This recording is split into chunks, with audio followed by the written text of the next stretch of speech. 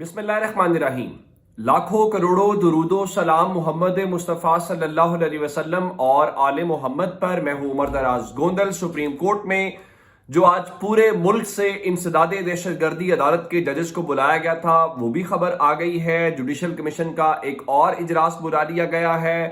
तो कुछ और मामलात अदालतों से जुड़े हुए आगाज करते हैं। सबसे पहले जो सुप्रीम कोर्ट के अंदर आज अहम एक नशिस्त थी या जजेस का इजलास था, अभी आगाज है जस्टिस याह्या अफरीदी का, और उन्होंने किया कि पूरे मुल्क में जो इंसदाद दहशतगर्दी अदालतों के जजेस हैं, आज उन्होंने उनको बुलाया हुआ था और उनको कहा यह गया था कि आप अपनी कारकर्दगी रिपोर्ट के साथ जो है वो आए और आप उसका बाज़ाब्ता जो एलामिया है सुप्रीम कोर्ट ऑफ पाकिस्तान ने जारी कर दिया है। और उसमें कहा गया है कि चीफ जस्टिस याह्या अफरीदी ने इंसदाद दहशतगर्दी अदालतों में जो ज़ेर इल्तवा केसेस हैं उन पर तशवीश का इजहार किया है और साथ ही उन्होंने इंसाफ में ताखीर न करने की हिदायत की है। और इस हवाले से बाकायदा नंबर भी जारी किया गया है और बताया गया है कि मुल्क की इंसदाद दहशतगर्दी अदालतों में 2273 केसेस हैं और सिंध में सबसे ज्यादा 1372 केसेस पेंडिंग हैं। तो इसका मतलब है कि सिंध यहां पे भी बाजी ले गया है। तो अब यही कहा गया कि जनाब आप जल्दी से जल्दी फैसला करें। लेकिन असल खबर क्या है? असल खबर यह है कि चूंकि इन अदालतों के अंदर शिकायत ये आती हैं कि सामने तो जजेस बैठे हुए हैं लेकिन ख्वाहिशात या मामलात कहीं और होते हैं। तो इस पे साकिब बशीर साहब जो कोर्ट रिपोर्टर हैं, उन्होंने आज ये कहा कि आज इंसदाद दहशतगर्दी अदालतों के इंतजामी जजेस के साथ सुप्रीम कोर्ट की मीटिंग के दौरान बताया गया कि यकीन दहानी कराई गई है कि अदलिया में मुदाखलत नहीं होगी।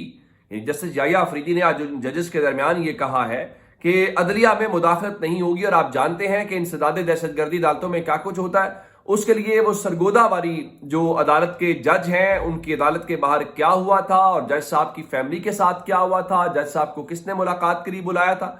उन्हें खत लिखा था लाहौर हाई कोर्ट के चीफ जस्टिस को, मेरा ख्याल है वो बताने के लिए काफी है। तो अब उनको ये कहा गया है कि अब ऐसा नहीं होगा। खैर, इंसदाद दहशतगर्दी अदालत के जजेस ने क्या कहना है, इस मुल्क में हाई कोर्ट के जजेस कहते हैं कि हमारे साथ क्या हो रहा है और तो उनके साथ उनको इंसाफ नहीं मिल पाता। बाकी तो बहुत बात की बातें हैं। इससे हटके खबर यह है कि जो जुडिशल कमीशन ऑफ पाकिस्तान है उसका एक और इजलास जो है वो कल फ्राइडे को बुला लिया गया है, जुमे वाले दिन। और उसमें वही लोग शामिल होंगे जिसमें आजम नजीर तारड़ हैं, अटॉर्नी जनरल हैं। और वही आज इस बार भी वही फैसला होगा कि हुकूमत की अक्सरियत है और हुकूमत जिन लोगों के साथ उनको चाहेंगे कि हमें यही लोग चाहिए, उसके अकॉर्डिंगली वो आगे चलेंगे। अब उस पर क्या हुआ है?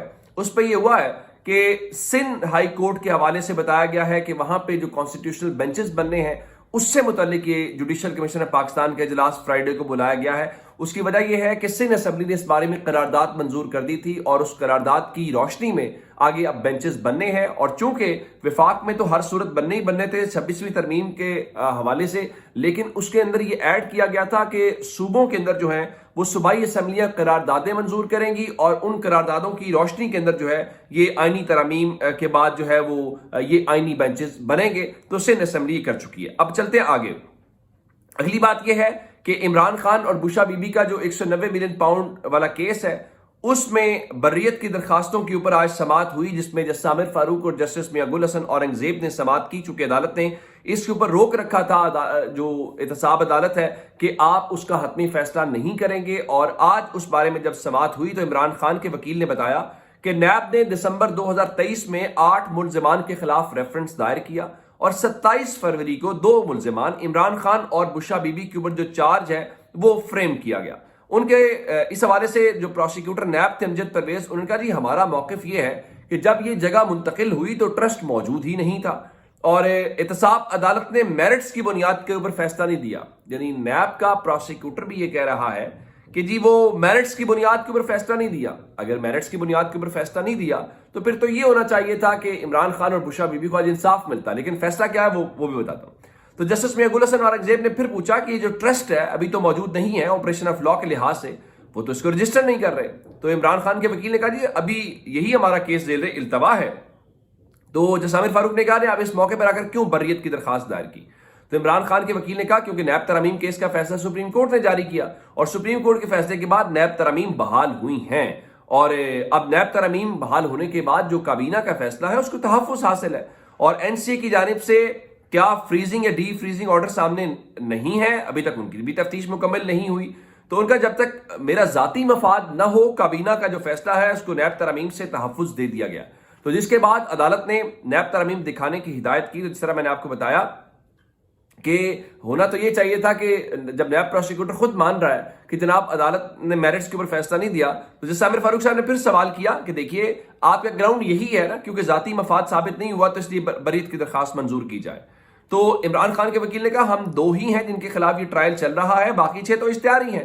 اب بجائے اس کے کہ عدالت آگے بڑھتی اور جو نیب پروسیکیوٹر نے بات کی وہی جیسے عامر فاروق نے بھی کہا، اور کہا کہ میرٹ پر احتساب عدالت نے اپنے فیصلے میں وجوہات نہیں دی، احتساب عدالت کے فیصلے کی فائنڈنگ بھی نہیں آئی، یعنی اس حوالے سے کچھ بھی نہیں ہے۔ تو جسٹس میاں گل حسن اورنگزیب نے کہا کہ احتساب عدالت کے فیصلے کی وجوہات ہمارے سامنے نہیں ہے، یعنی نیب والے بھی یہی کہہ رہے ہیں، اسلام آباد ہائی کورٹ کے دونوں ججز بھی یہی کہہ رہے ہیں۔ تو اس کے بعد کیا ہوا؟ اس کے بعد عدالت نے یہ کہا کہ ہم احتساب عدالت کو کیس بھیج دیتے ہیں، وہ اس کا فیصلہ کر دیتے ہیں اور وجوہات بھی دے دیں، یعنی اگر انہوں نے فیصلہ غلط کیا ہے تو وہ دوسری بار صحیح فیصلہ کیسے کریں گے؟ اور یہ پرانا سٹائل ہے جی ہم واپس بھیجیں، وہ تو انہوں نے نہیں کرنا، وہ تو اگر انہوں نے غلط فیصلہ کیا تھا تو آپ کا کام انصاف دینا ہے، نہ کہ واپس بھیجنا ہے۔ تو عدالت نے اب عمران خان اور بشرا بی بی کی جو بریت کی درخواستیں ہیں 190 ملین پاؤنڈ کیس میں، ان پہ فیصلہ کرنے کی ہدایت کی ہے۔ دوسرے لفظوں میں آپ یوں کہیے کہ جو اس کے اوپر حکم امتناع تھا اور کہا گیا تھا کہ آپ 190 ملین پاؤنڈ کے اندر فیصلہ نہیں کریں گے، وہ آج ختم ہو گیا، اور اب اس کا مطلب بڑا سادہ سا ہے کہ آپ پہلے بریت کی درخواستوں کے اوپر فیصلہ کریں گے، اور بریت کی درخواستوں کے اوپر فیصلہ کرنے کے بعد آپ ٹرائل کو آگے بڑھائیں گے، اور ٹرائل آگے بڑھانے کی خبر سن لیجئے، وہ یہ ہے کہ اس میں جرا مکمل ہو چکی ہے، اس میں صرف اور صرف جو اب 342 کا بیان ہونا ہے وہ ہوگا 8 تاریخ کو، اور اس کے ساتھ ہی وہ فیصلہ سنا دیں گے، تو اس سے ہمیں پتہ چل جائے گا۔ اچھا، ایک ڈیولپمنٹ چونکہ عدالتوں سے جڑی ہوئی ہے وہ بھی آپ کو بتا دیتا ہوں کہ ایک تو سپریم کورٹ کے جو ججز ہیں ان کے اوپر حکومت نے بڑی مہربانی کی ہے، اور اطلاعات جو اسلام آباد سے آ گیا کہ جو ہاؤس رینٹ ہے ججز کا وہ 68,000 سے بڑھا کے 3,50,000 کر دیا گیا ہے، جوڈیشل الاؤنس 3,42,000 سے بڑھا کر 10,90,000 کر دیا گیا ہے۔ اب ماشاءاللہ لاکھوں میں سیلریز لیں گے ہمارے جو ججز ہیں، اور ان کے لیے بہت آسانیاں پیدا کی گئی ہیں۔ ابھی 17 ججز تھے، مزید 34 ہو جائیں گے، تو میں کہتا ہوں کیا ہی بات ہے۔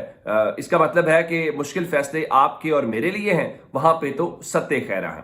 ایک خبر اور لے لیجئے کہ مبارک زیب جو ہیں، جنہوں نے عمران خان کی تصویر کے ساتھ باجوڑ سے الیکشن لڑا اور وہ جیتے، انہوں نے آج باضابطہ مسلم لیگ نون کے اندر شمولیت اختیار کر لی ہے۔ وہ اسلام آباد میں امیر مقام کے ساتھ ایک پریس کانفرنس کر رہے تھے، اور انہوں نے کہا جی میرے بھائی کو شہید ہوئے 8 ماہ گزر گئے ہیں، اور کے پی میں پی ٹی آئی کی حکومت ہونے کے باوجود ہمیں انصاف نہیں ملا، اس لیے میں نے آئینی ترمیم میں حکومت کو ووٹ دیا، اور ہمارے ساتھ حکومت نے یہ بھی وعدہ کیا ہے کہ مجھے وفاقی کابینہ میں شامل کریں گے، یعنی ان کو کہا گیا ہے کہ آپ کو وزیر بنایا جائے گا۔ چلیں، آپ نے ووٹ لیا، وزیر بن گئے، کب تک یہ وزارتیں اور یہ سب چیزیں ختم ہونے والی؟ قاضی فائز عیسیٰ کے متعلق بتایا گیا تھا جی وہ جو لوگ ہیں ان کو ڈیپورٹ کیا جا رہی ہے، وہ آج ڈان اخبار کی خبر یہ ہے کہ نو کمپلینٹ یٹ ان ایکس سی جے پی عیسیٰ کار اٹیک کیس لندن پولیس کے مطابق قاضی فائز عیسیٰ والے معاملے کے اوپر ابھی تک کوئی باقاعدہ شکایت درج نہیں کرائی گئی۔ اگر شکایت درج نہیں کرائی گئی تو اب سوال یہ پیدا ہوتا ہے کہ 1 ہفتے سے زائد کا وقت گزر چکا ہے، تو پھر کس بنیاد کے اوپر آپ ڈیپورٹ کریں گے؟ اور جو یہاں بڑکے مار رہے تھے تو آپ جاتے، قاضی صاحب جاتے یا ہائی کمیشن جاتا، کم از کم درخواستیں تو دائر ہوتی ہیں اور پتہ چلتا کہ آپ واقعی اس معاملے کے اندر سنجیدہ ہے۔ تو اب تک کے اپڈیٹ سے اپنا بہت سارا خیال رکھیے گا۔ خدا حافظ۔